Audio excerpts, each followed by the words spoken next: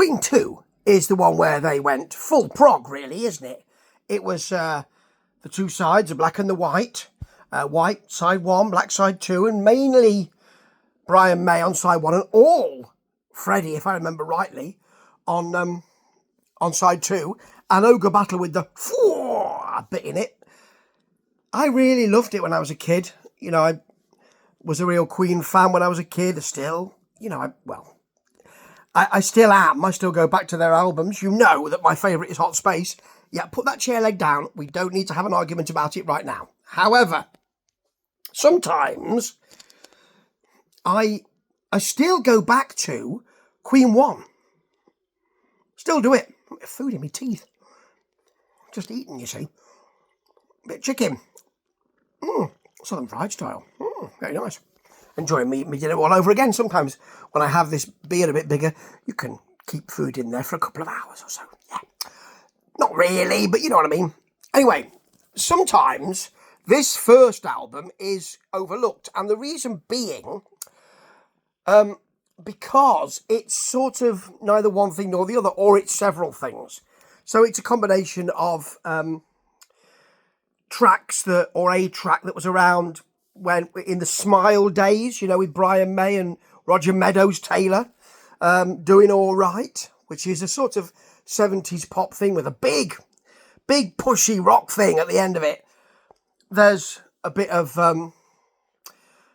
blues, sassy blues with Son and Daughter, you know, from Mr. May. There's a bit of pop, actually. Keep Yourself Alive. Great track. And there are those two. What's My Fairy King, which is dramatic and hints at where they're going to be in a few years' time. Yeah. It will, of course, after Queen 2, give us a bit more rock with Sheer Heartache. Oh, that's on News of the World, isn't it? We're actually talking about Brighton Rock, aren't we? And all of that. And Now I'm Here. But they've also got a bit of pop, haven't they? So we'll give you a pop song. And it's called Killer Queen. And it'll go in the charts. Go right into the charts. Nestle nicely in there. Topulous with the populace. So you've got a sort of poppy Keep Yourself Alive is an attempt at a sort of chart song, albeit with a drum solo in the middle. And you've got those two really big, really good Mercury tracks. Liar. And Great King Rap. Is that Isn't that Great King Rap? Yeah. It's got a great groove on it. Great King Rap was a dirty old man, and the dirty old man was here. Now what did I tell you? So, it's often overlooked, and that is why it's good to see it being given a box set situation. And it's got the usual things of lots of, certainly in the CD format, lots of CDs with lots of covers and all of that. And I like to see that. And a book that looks like a thick, hardback book. That's nice. And you're going to find on any kind of box set that they're going to want to remaster it. And I haven't listened to the album because I know what the album is. I wanted to listen to the stuff that was really going to pull you in, because actually I don't want to hear a remastered and spick and span or shined up version of the tracks. I want to hear it as I heard it when I was a kid. So I want to hear it like that, thank you. On cassette, no doubt. And no doubt? Not no doubt, that's not the word. No, and the cassette, no. Anyway, no diggity. And where's that come? Was that the Backstreet Boys? Anyway, or was it? I wanna take you to the top, hip hop. You don't stop. Who were they? It wasn't the Backstreet Boys, was it? Anyway, I don't want to hear a spick and span version, because I want to hear it how I remember it and how I still listen to it. So, got the CD now, of course. That does change the sound, but you know, I don't want to spick and span it. I want to hear the stuff that fans like moi are going to say, oh, I'll have to listen to that. And that's the thing, isn't it, with extra CDs, because sometimes extra CDs make you think you're going to get something new. And a lot of the time, you're not going to get anything new. That's the issue, isn't it? You're thinking, well, I think that I'm going to hear some undiscovered recordings from that period, and it's going to be phenomenal.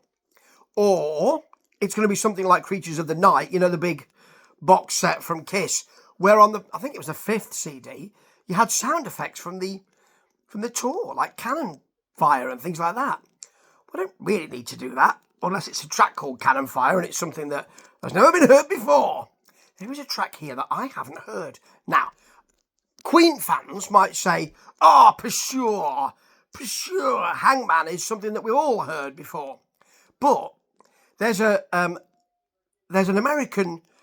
few American tracks from 76 here, and Hangman is played, and they don't play very often. Freddie tells the audience, I think it's their last night at the tour, and it's funky and rough and rocky and just fantastic. And sometimes with Queen, I think, well, I hear B-sides and I think, well, there's a reason why that's not on the album, isn't there? Generally, I think that way with Queen. And here, what we've got are an awful lot of demos, and it's interesting because you can get to hear them in the recording studio. So, Mad the Swine, I mean, that's a track that was hanging around that wasn't on the album. Is Brian talking about who's out of tune? Is my guitar out of tune? Then he suddenly says, it's you, Bulsara. Great. But quite a lot of this is inconsequential. So you've got things like Doing All Right, which is the Trident first take. It's got no rock to it. It's softer. It's sweet. Liar misses that percussion and the claps. But what a groove in that solo, though. You've got more bass in Keep Yourself Alive. That's the demo. And actually, it's drier and it's got a lyrical, sort of really kind of lilting lyrical delivery. It's not so much of an attack, you know. I like it. It sounds a bit different, but it's not going to change your life or anything like that. You've got Modern Times Rock and Roll, which do, and it breaks down. It's inconsequential. It's the Trident take 3. See What a Fool I've Been is a bluesy thing from the Delane Lee, should I say, test session. I'm looking at my notes here to make sure I get it all done. And you get some John Peel 1973 sessions. Sounds very like the album, you know. My Fairy King. It's all there, you know. It's all there. Keep Yourself Alive is exactly like the album. It's, you know. And Son and Daughter, though, is tougher. And it's got a few of those licks from Brian in an extended solo. It's a longer version that makes you think of Brighton Rock, to be honest. There are some tracks from the Rainbow in 74. These are not tracks that are from the Live at the Rainbow album. So you do have Great King Rat.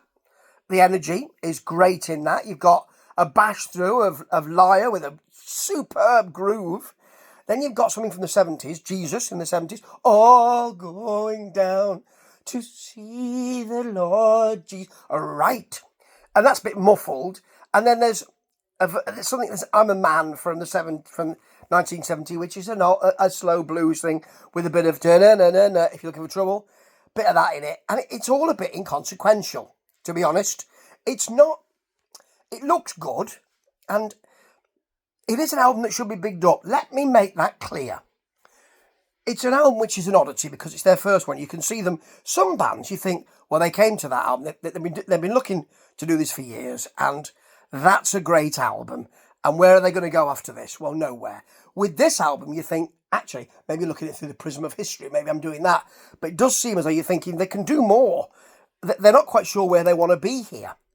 And that's what makes this album sound so good. I feel the same way about Jazz, actually, which is another kind of... It's an album which is on the crescent of something, you know, because you've got The Game coming after that with a bit of synths and all that kind of stuff. And Crazy Little Thing Called Love.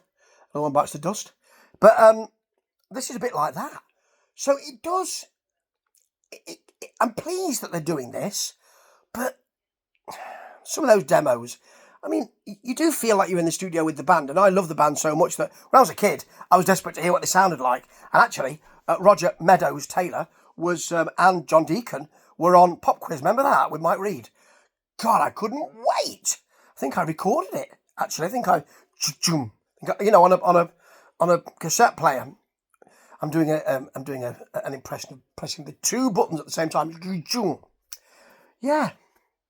But that's the kind of, you know, I was enjoying listening to them in the studio, having a good time. And you can hear that they are having a good time together. But you can still hear that they're trying to get it done and they're a bit fractious as well. That was a feature of the band, wasn't it? And apart from that, you don't really learn much but it is a great album.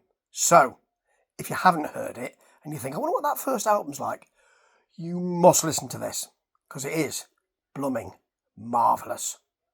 Ta-ta.